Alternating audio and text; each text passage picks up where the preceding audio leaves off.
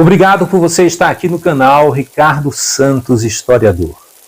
Estamos no quadro Gotas da História.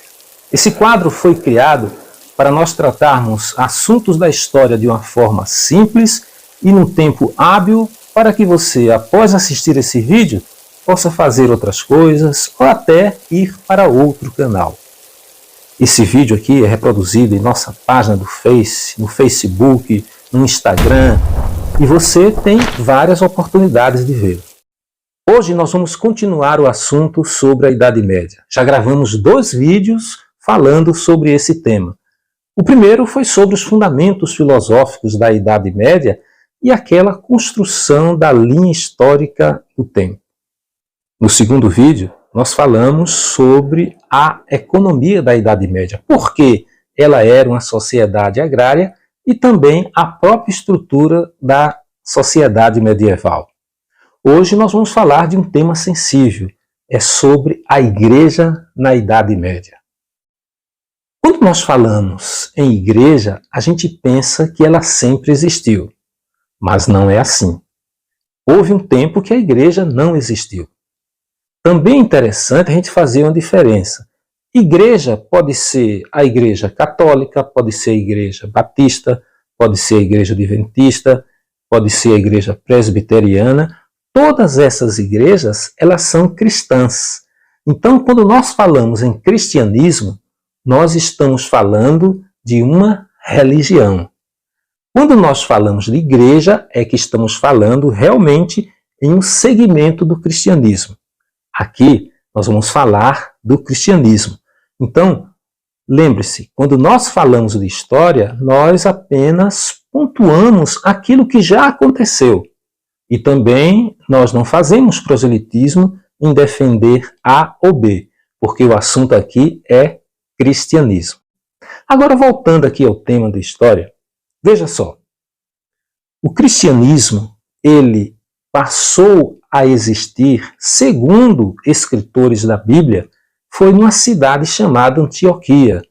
Lá diz que ali os cristãos passaram a ser chamados por esse nome. Mas os cristãos, eles eram muito marginalizados. Eles eram tão marginalizados que um historiador romano, no ano 64, quando quis descrever a brutal execução dos cristãos na 13ª e 10ª quadra de Roma, ele, ao referir-se aos cristãos, os denominou como sendo um movimento que existia antes de Cristo, demonstrando que eles não estavam a par de quem de fato eram aqueles cristãos. É interessante a gente notar também que a marginalidade dos cristãos pode ser percebida na forma como eles eram concebidos pelos intelectuais da época. É muito comum nós encontrarmos a frase: o que eles sabem não aprenderam com os romanos nem com os gregos, logo nada nos interessa.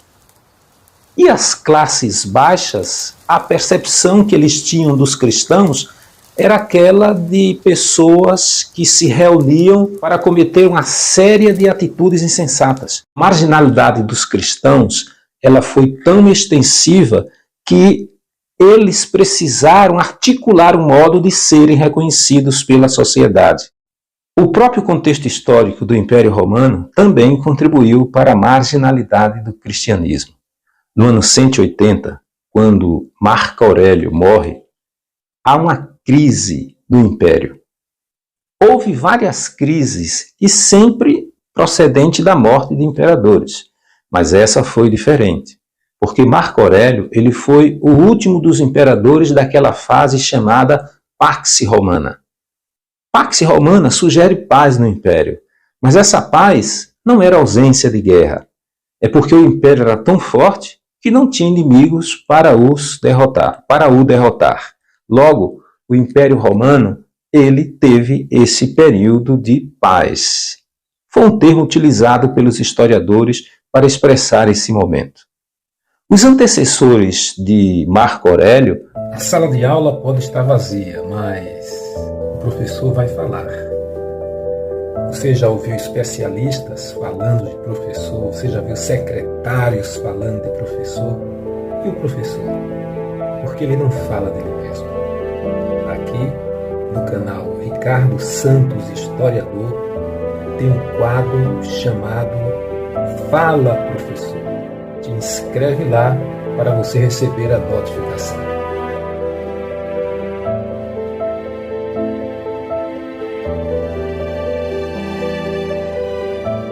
Quando eles iam colocar o próximo imperador, ele escolhia aquele entre os melhores, o melhor cidadão, o que melhor se relacionava com o exército, que tinha possibilidade de dialogar com o Senado, mas no caso de Marco Aurélio foi diferente. Ele tinha filho adulto, seus antecessores não tinham. Logo, quando Cômodo assume, ele assume sem um preparo para assumir o império. Por isso, ele vai fazer uma coisa que vai marcar a história do Império Romano. A palavra não é privilégio de alguns homens, mas direito de todos.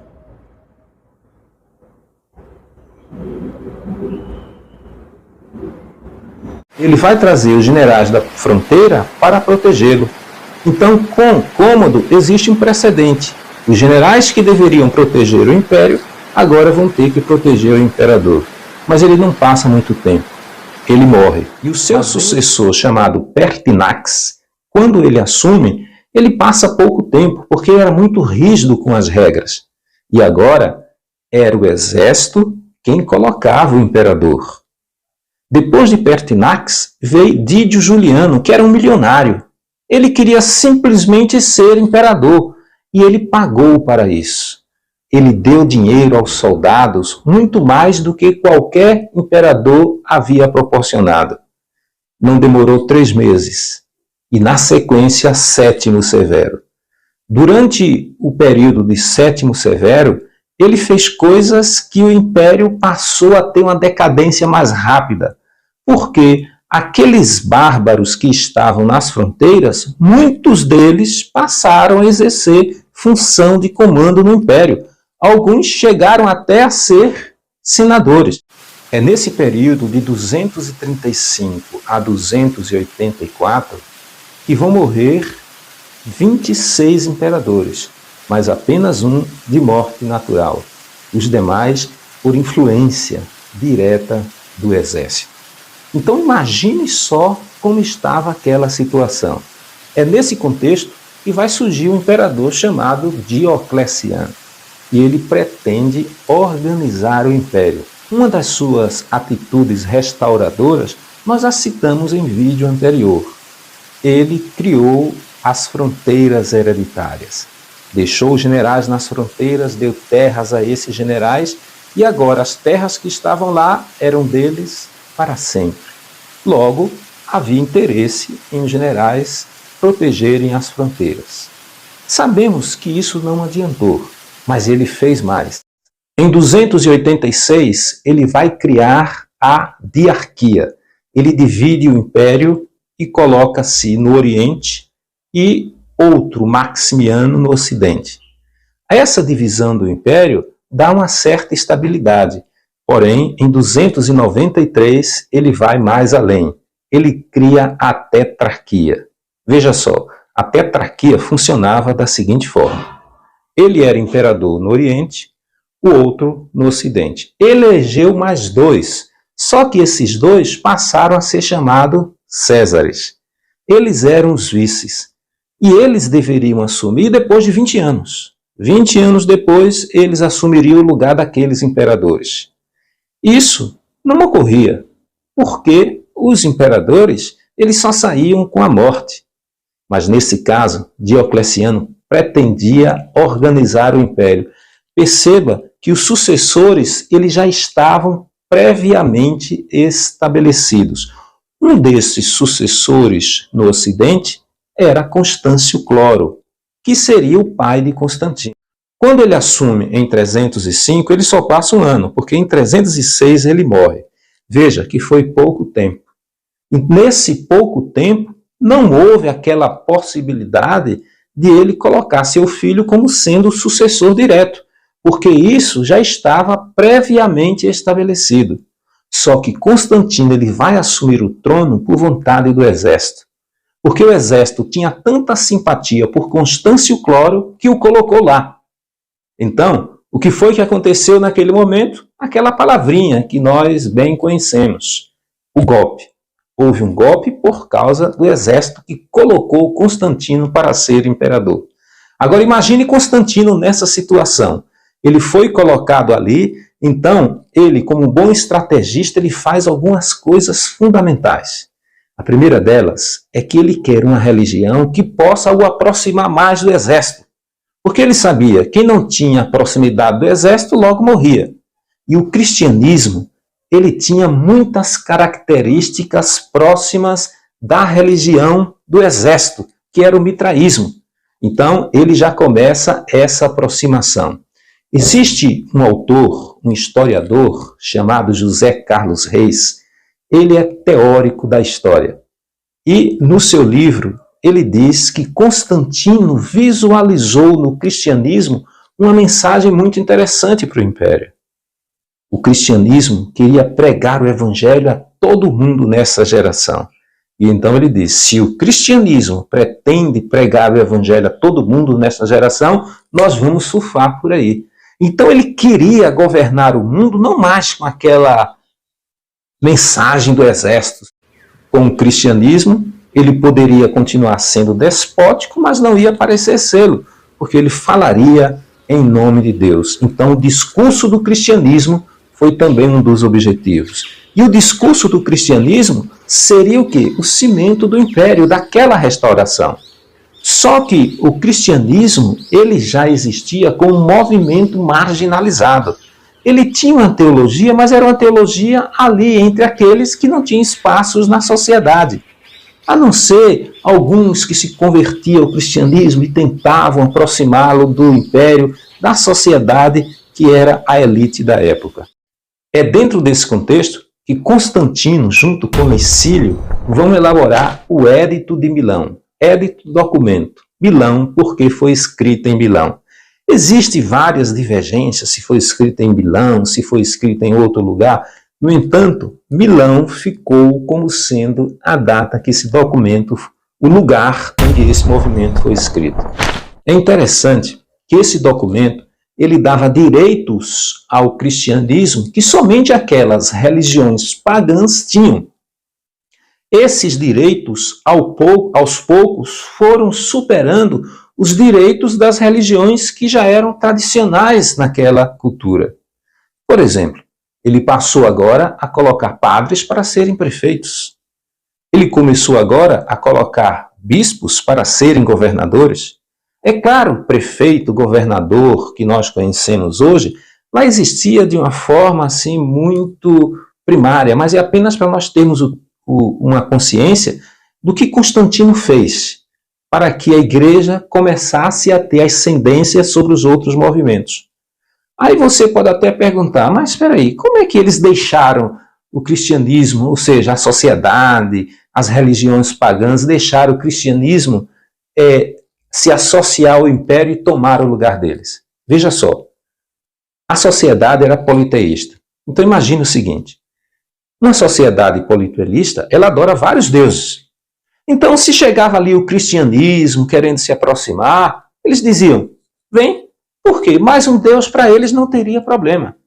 Só que quando o cristianismo assume, ou seja, ele passa a ser a religião oficial do império, o cristianismo não é politeísta, ele é monoteísta, ele adora um só Deus. E aí está a grande diferença entre os politeístas e os monoteístas. Porque o politeísta adora vários deuses, já o monoteísta adora um. Então se aparecer um outro Deus não pode. Peraí, não pode não. Deus existe um. Então perceba que é muito difícil você viver numa sociedade cuja religião é a religião do Estado. Agora, tudo o que acontecia não era só pecado, não. Aquilo que a igreja não queria não era pecado. Era também uma intransigência com o Estado. E daí vinha perseguições. É por isso que esses critérios, que esses nuances, eles vão estar bem presentes na Idade Média.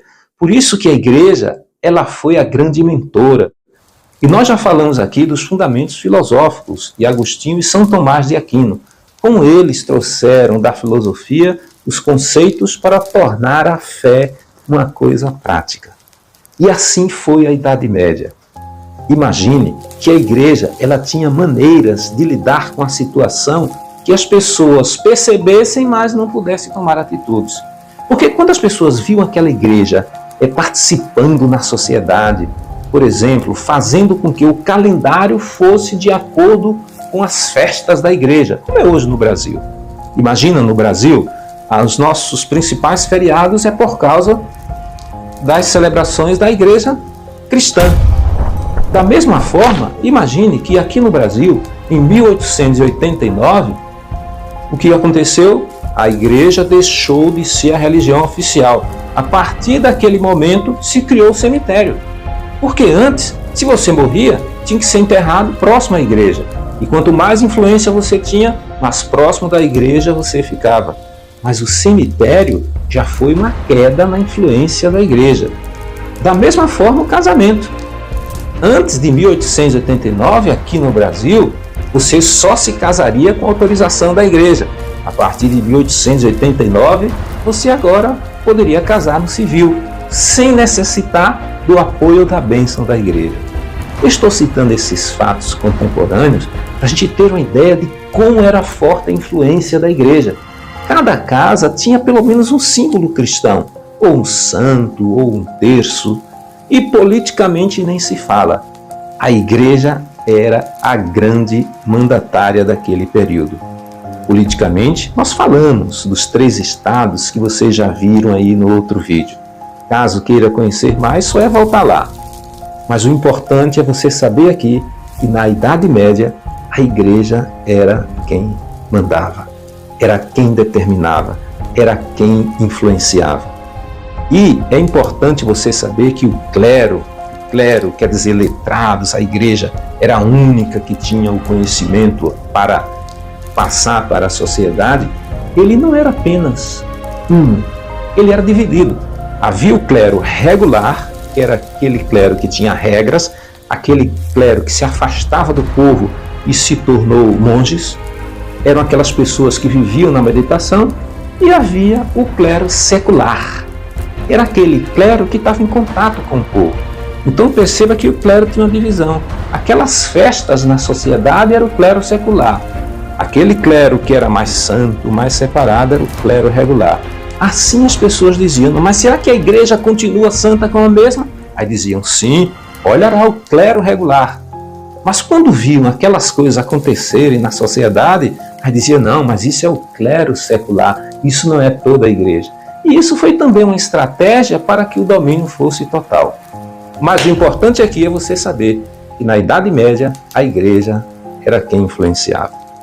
Se você tem alguma dúvida, já sabe, clica aí embaixo, faz uma pergunta, um comentário, endossa e a gente vai interagir com você. Lembre-se, hoje é 1 de janeiro de 2024. Nós estamos começando um novo ano. Que você possa ser muito feliz e que você possa acessar esse canal muitas vezes. Não esquecendo que aqui nós temos vários outros quadros. O Fala Professor, onde os professores eles falam por ele mesmo, não são especialistas que falam por ele. E também temos o quadro Fala Pastor, onde nós entrevistamos pastores, padres, candomblecistas. O convite foi feito para todos. E aqui você tem a oportunidade de conhecê-los um pouquinho mais. E este quadro que você assistiu é o Gotas da História. São quadros curtos para que você possa ter uma compreensão clara, objetiva e tenha tempo de fazer outras coisas. Valeu, obrigado e até o próximo quadro.